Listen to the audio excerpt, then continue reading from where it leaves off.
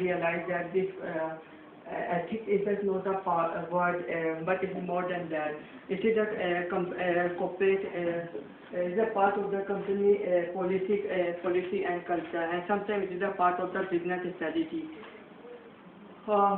It makes more sense to financially to be able to follow the ethical route as stated by links of paying preventive measures which can help companies save millions of dollars in fines, plenty legal damages over productivity and lost sales.